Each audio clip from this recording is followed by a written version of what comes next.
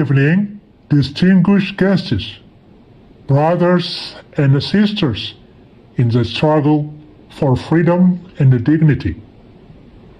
Allow me to begin with a verse that has inspired generations across the African world. Ethiopia shall soon stretch forth her hands unto God. Psalm chapter 68, number 31 from the Bible. This verse was not only scripture, it became a prophecy, a rallying cry, and a vision of hope for enslaved Africans, colonized nations, and all who yearn for freedom. Today, we gather to revisit and revive this vision. Ethiopianism was more than a religious current. It was a movement of dignity. In the late 19th century, African independent churches in southern Africa adopted the name Ethiopian to symbolize independence, pride, and resistance against colonial control. For African Americans, Ethiopia stood as a biblical and historical beacon, the one African nation that had resisted foreign domination and embodied sovereignty. The Ethiopian victory at Adwa in 1896 marked the first time an African army decisively defeated a European colonial power. This was not only a military victory, but a psychological turning point for Africans in their diaspora. Ethiopia became a living symbol for resistance, dignity, and African possibility. Leaders such as Marcus Garvey invoked Ethiopia in their speeches. Pan-Africanists from Kwame Nkrumah to Jomo Kenyatta drew inspiration from Ethiopia's resilience.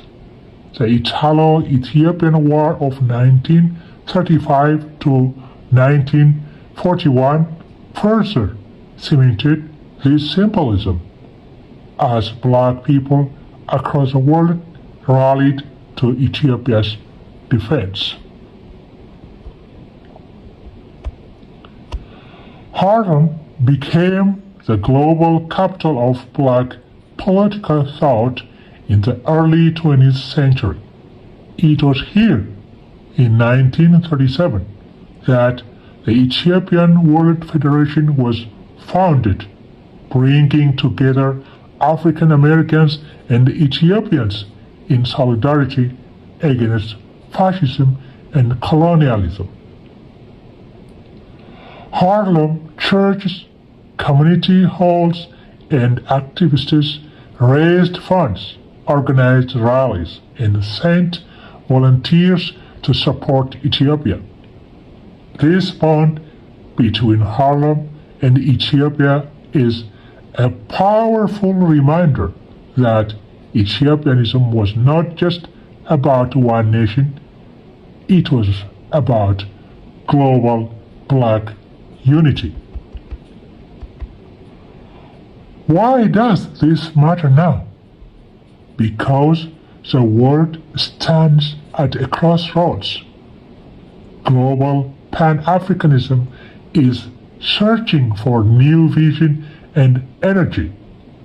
Ethiopianism offers exactly that: a spiritual anchor, a political philosophy of unity, and a living testimony that Africa can resist, rise, and lead.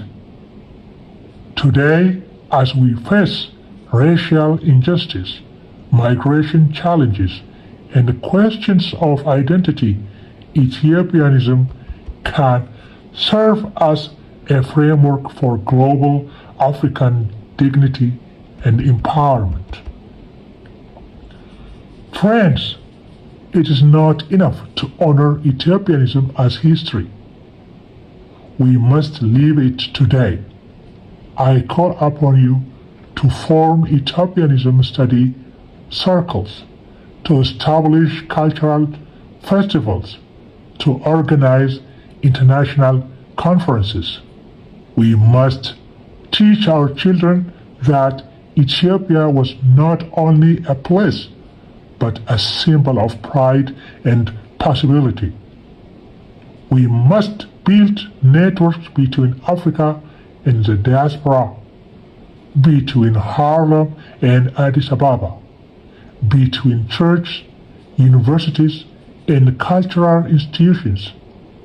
Let us proclaim once more, Ethiopia's victory was Africa's victory, and her spirit must guide us into the future. In closing, let us remember that Ethiopianism was never about one nation alone. It was about a universal African idea, dignity, freedom, and unity. Let us carry that flame forward so that future generations may look back at us and say, they revived Ethiopianism, they rekindled African nationalism, and they built bridges across the black world.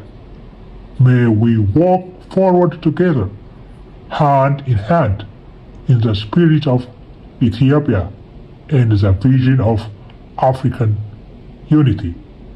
Thank you.